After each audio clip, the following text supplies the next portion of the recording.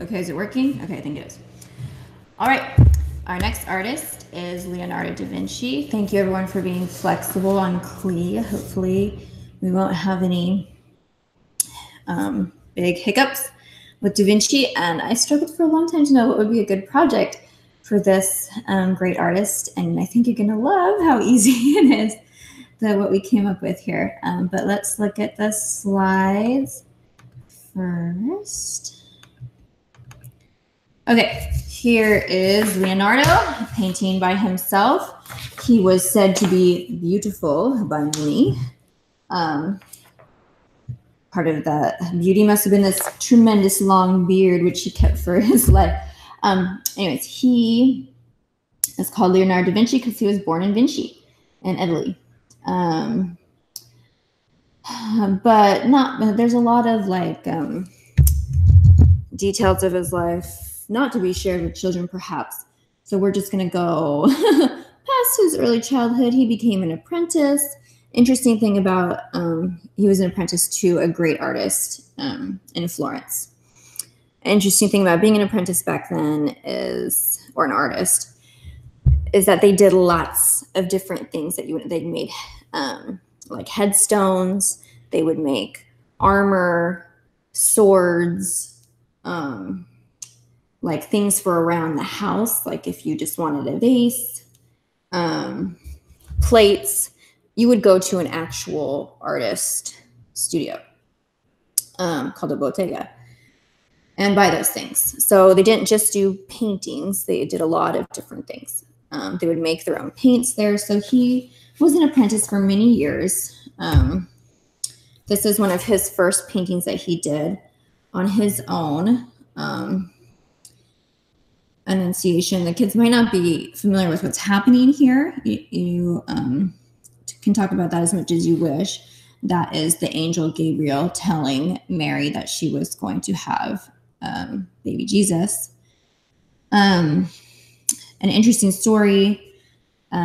So Da Vinci was an apprentice to a famous painter, Del Verrocchio, and said that so these master painters would have their apprentices help them on their big paintings, and it said that Leonardo helped him with the baptism of Christ, and the part that he did was so much better than Verrocchio that his master said he would no longer paint again. This sounds like a dramatized story, but anyways, it just shows like he was exceptional in his talent.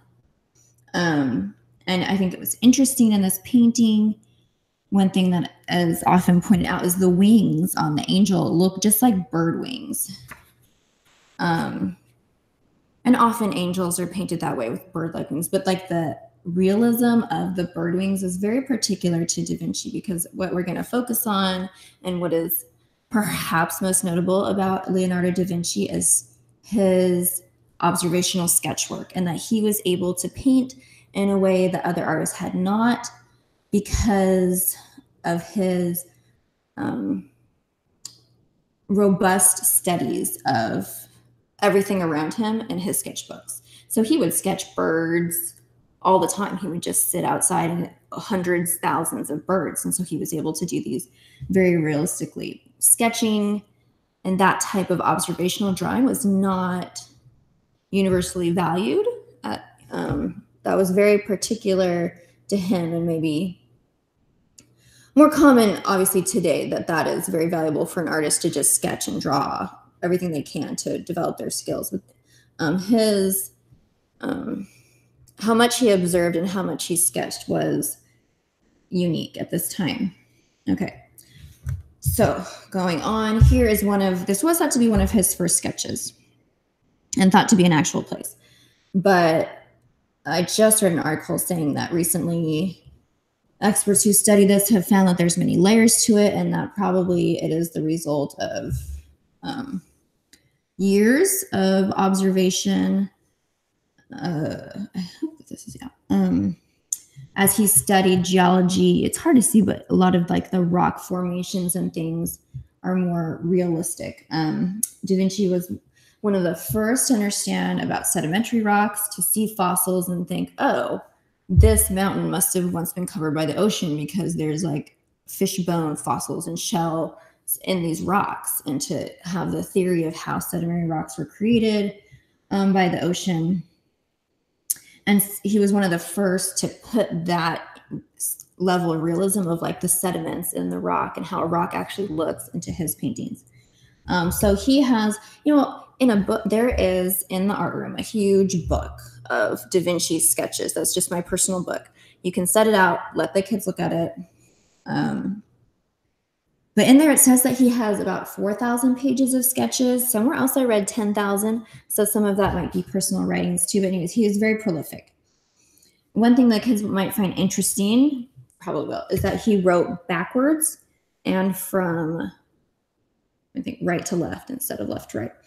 Because it's thought that he did it because he was left-handed and didn't want to smear the ink. Also, maybe he was trying to hide what he was writing. Okay, so he studied all kinds of things. Landscape, we talked about geology, and he would, animals, anything. And in his notebooks, he always made things up too. He studied nature, mathematics, mechanics, architecture, anatomy. He would invent all kinds of machines in his notebooks. So he was as much of an inventor, really, as an artist. Here are some more examples of his paintings. You can see here the technique that one of the techniques he became famous for in his paintings was called chiaroscuro, which means light and dark. Basically, he would do this contrast between light and dark. You see the dark background, and there's lots of shadow and lots of very light to create a more three-dimensional look to the painting. So he liked to draw ladies that we're not sure who they are anymore, as we all think of the Mona Lisa. These are two more. And it was just noted that his portraits were so realistic because, as we'll talk a little bit more later in another slide, he studied human anatomy in his sketches more than any other artist previously. And Michelangelo did that too, kind of at the same time. But very, very realistic because of his knowledge of the muscles and the skeleton and everything beneath the skin. Okay, so here's some of his flying machines. We've all heard of this probably, how he was so ahead in his thinking and had invented dozens of flying machines 400 years before an airplane that actually worked was invented. And he would, it seems like from some notes in his notebooks, they actually tried one or two and wasn't successful. But just interesting that he was such a great inventor. And I found that said that he invented contact lenses, submarines, diving suits, parachutes, bicycles, many years before they were quote unquote actually invented. I mean, he just drew them and made designs, but didn't actually build the things. But hundreds of years before they actually came to fruition. It was just amazing. Let's see. So more of his sketches, drawings of view of a skull, study of a woman's hands. So he would do sketches of people who are alive, people who are dead. He had a relationship with the hospital that they would let him come, and cadavers that were like unclaimed. So, you know, people who didn't have any family, like someone. So we're talking about people who are on hard times, who passed away. And their body would just be at the hospital, and they'd let him dissect and examine and draw the cadaver.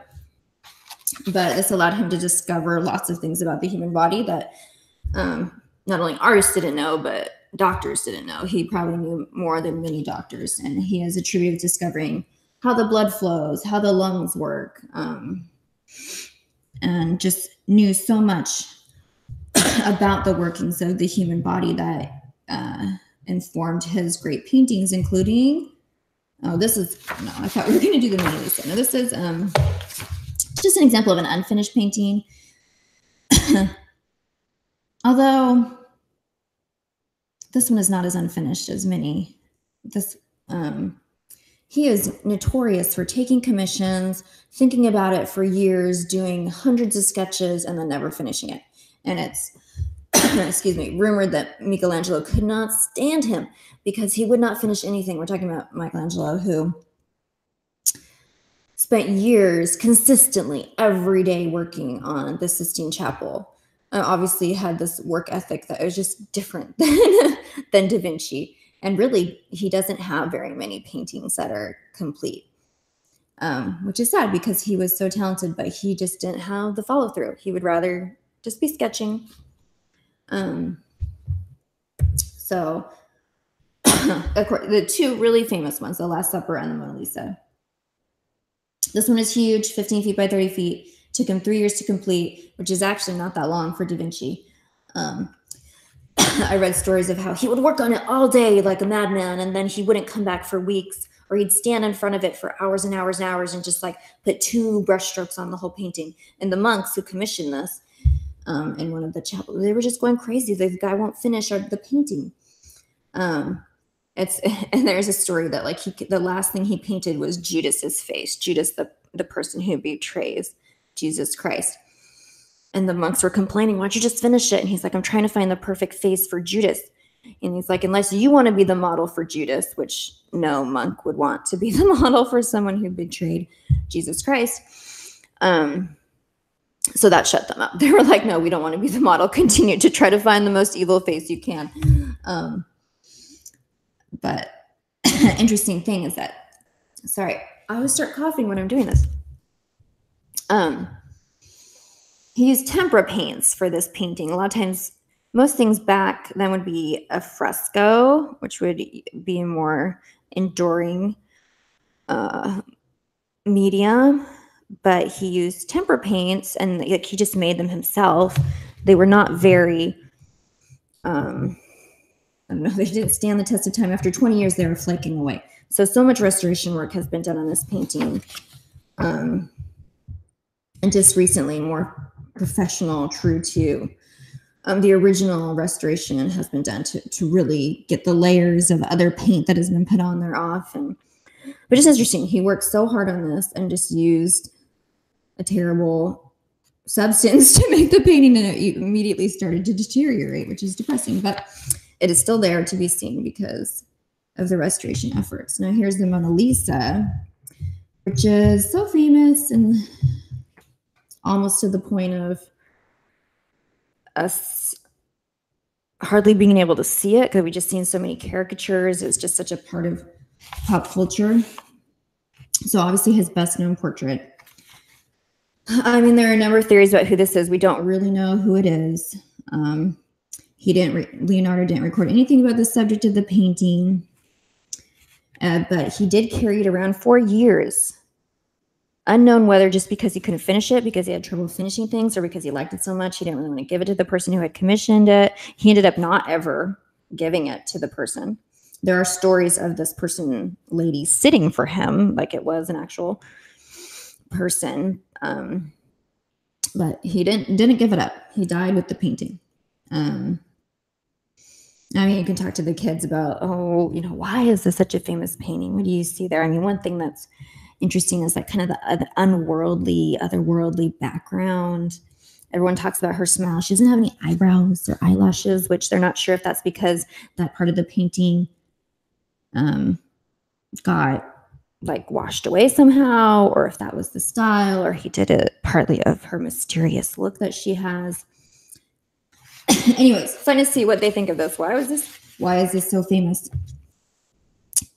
But it is. It said that it's at the Louvre because Michelangelo died in the service of the King of France, and then it became property of France. Said that one security guard, I think, who worked at the Louvre fell in love with her and became like obsessed with her. Kind of out of his mind, but it was very interesting. It was stolen right out of there and was recovered years later in a trunk.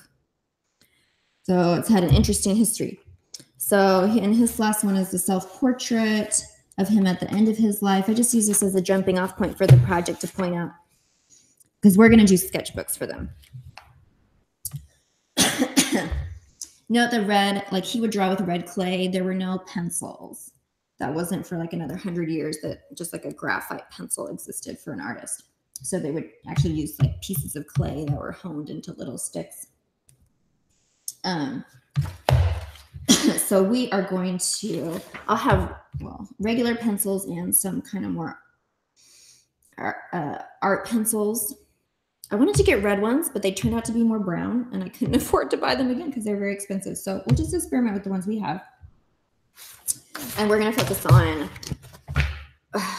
sketchbooks and how important it is for an artist to sketch everything around them like Da Vinci did. Let me get out of this slide here. Here I am. Okay, so this is super simple. I looked at so many different projects that we could possibly do, and I just thought this was most true to Da Vinci and most fun. These sketchbooks are already made. Oh, look, it looks forwards because I'm looking at it in the mirror image on here. This is actually written backwards. I wrote all these backwards and just did some little sketches just to show. I thought it'd be fun for them to play around with writing backwards. And I have a huge container of little like animal things like this. Just put a bunch on each table, give everyone a sketchbook. We have regular pencils, and we have, it's called a sanguine pencil. I hope that these fit in our pencil sharpeners. I'm going to have to see if that's a problem.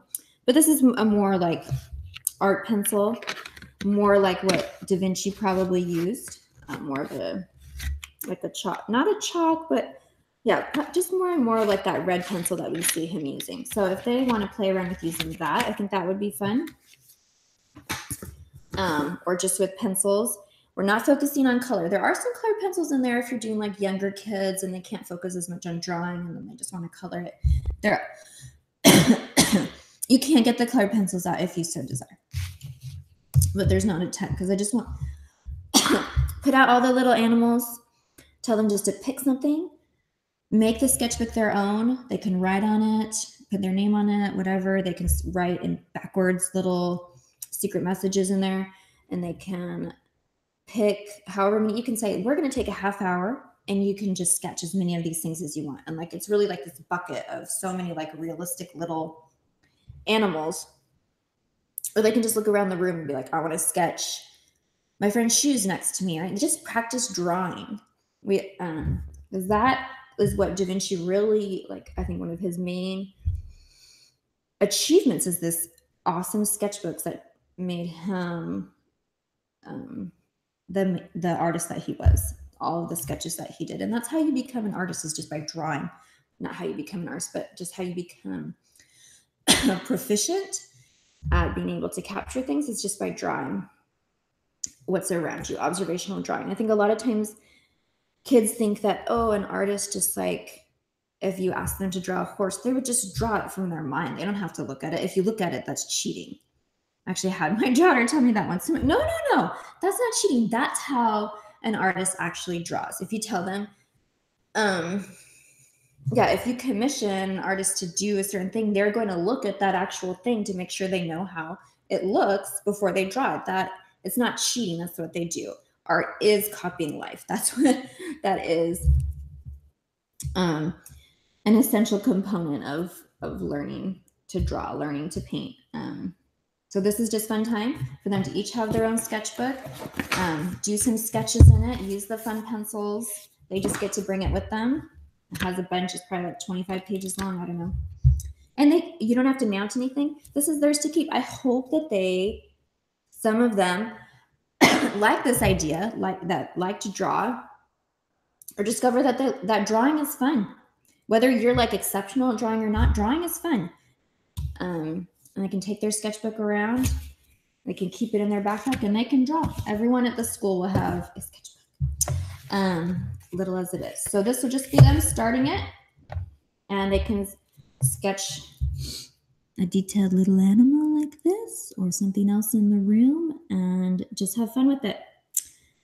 I hope I didn't make it too simple, but I think that it will be fun for them to have their own little sketchbook. And I'm going to send you, there's like a website where you can type anything in and it will show you how to write it backwards. It might be fun to show them that. I think they'll have fun writing secret messages in there too if they finish their little drawing early. You know, there's always some kids who are way more into drawing than others. So that might be fun for them to do.